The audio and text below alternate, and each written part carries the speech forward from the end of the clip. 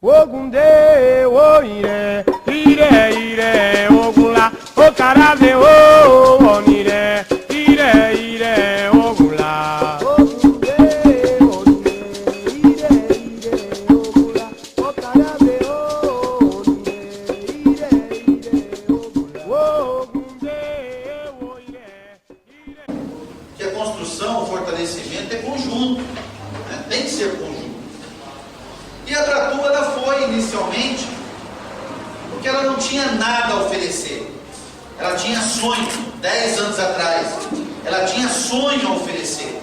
O sonho de construir um trabalho que pudesse dar a liberdade de expressão, a tranquilidade na prática religiosa, que pudesse dar para nossas casas o amparo mínimo necessário para que nós coletivamente pudéssemos avançar. Nós não tínhamos só o sonho. Então, naquela época, nós fazíamos as filiações gratuitamente. Nós tínhamos um grupo ali que resolveu bancar o custo de tudo e começamos a trazer. Porque somado com isso, tinha outros movimentos e outras atividades. E essa ação de oferecer gratuitamente, para quem era dirigente,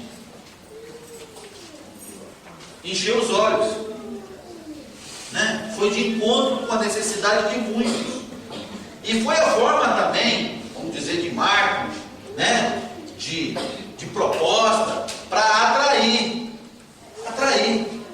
né? E nós conseguimos atrair um número significativo, importante na época, mais focado em Diadema, São Bernardo, São Caetano, divisa com São Paulo, ali na Zona Sul. Conseguimos atrair uma quantidade de pessoas para poder começar a fazer os eventos, promover o diálogo, o debate, conhecer as particularidades. E aí nós percebemos também que o buraco era muito maior. Era muito maior do que a gente imaginava. Que a carência, o não conhecer direitos, o não saber daquilo que é a sua obrigação, o seu compromisso, era muito maior do que a gente imaginava. Nós fomos avançando. No segundo momento, a gente precisava dar uma peneirada, porque a filiação gratuita estava fazendo com que gatos e largatos vinham se beneficiar do que a gente também não tinha muito para oferecer. Então resolvemos montar a primeira estrutura. E a primeira estrutura administrativa para gerar o atendimento diário teve início em 2005, 4 anos depois de oficializada a instituição. Foi quando nós passamos a cobrar anuidade. Então a pessoa, para renovar a sua documentação, no fim daquele ano, ele tinha que pagar uma anuidade. E o Pai Celso acompanhou esse momento de transição. Foi quando nós começamos a pensar em ter subsede, quando nós começamos a pensar em regional, para poder estar mais próximo do dirigente e ter melhores condições de amparar aquilo que era a demanda no momento. 2 anos depois, em 2007, nós fizemos a segunda grande transformação. Ampliar. Foi quando nós levamos a associação para a saúde, para a sede que vocês conhecem lá no Metrô Saúde. Só que para poder pagar o aluguel, para poder pagar o telefone, pagar a internet, pagar funcionário, pagar parceiro com advogado, pagar parceria com o contador, tem estrutura para poder fazer a gestão, nós precisaríamos de ter recursos. Então nós vamos promover novamente uma reformulação administrativa e apresentar as mudanças que nós entendemos que era necessário. Fizemos a mudança. A partir daí, o associado passou a pagar uma taxa de renovação, na época de R$100, se não estiver enganado, e mensalidades de R$35. Com esse coletivo na época, nós mantivemos e avançamos na nossa estrutura. Outras pequenas mudanças foram sendo feitas na tentativa de fazer com que os nossos associados entendessem a importância do seu valor. E aí eu quero dizer bem claro assim, não é o valor financeiro, é o valor presencial, é o valor da sua participação na reunião e da sua participação nas atividades promovidas para criar visibilidade, criar interação, criar um envolvimento e aquela coisa toda. A Abratu cresceu, ela avançou, ela ocupou seu espaço. Hoje, sem dúvida nenhuma, ela é uma referência em matéria de organização, ela é uma referência em matéria daquilo que oferece.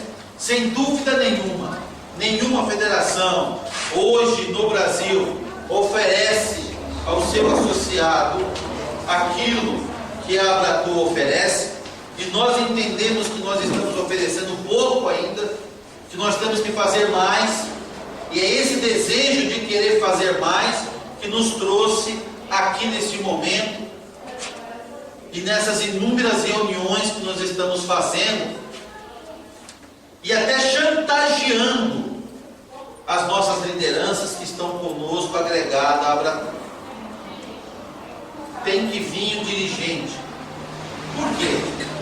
Porque o dirigente, tem muitos dirigentes que fizeram a sua filiação há 3 anos, há 4 anos, há 5 anos, há 2 anos, que nunca vieram numa reunião nossa.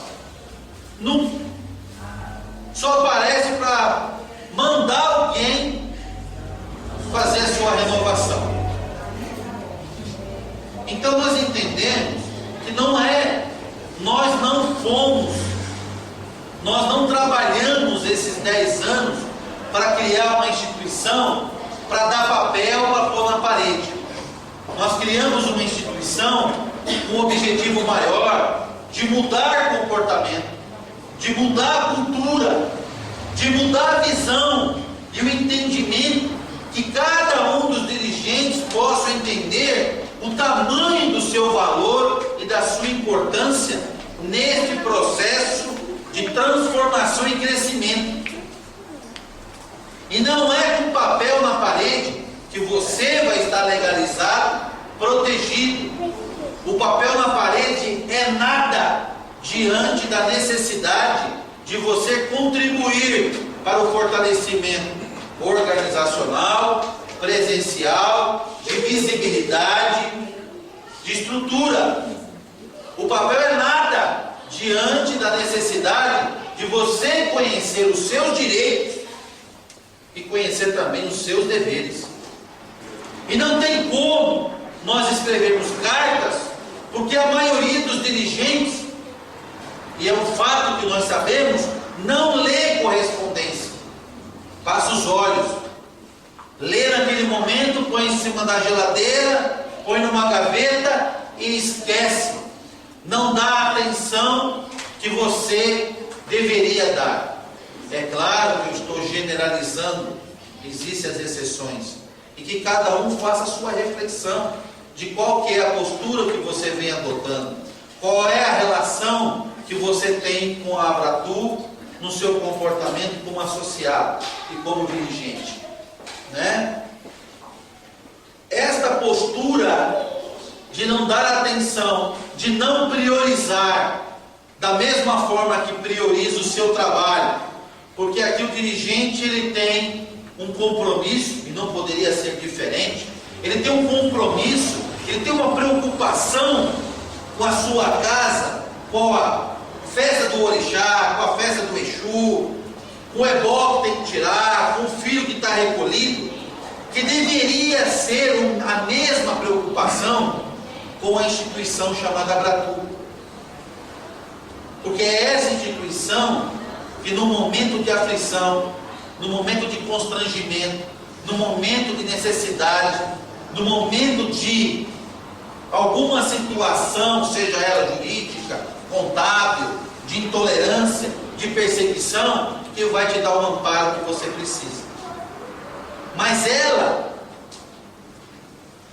teria que estar sendo vista como um filho seu, que se você não der o tratamento e a atenção que esse filho precisa, ele vai embora da sua casa, ou ele não vai ter condições de dar para você aquilo que você precisa.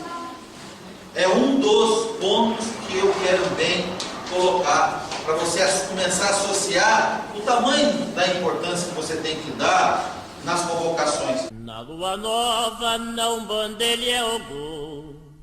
Na lua nova não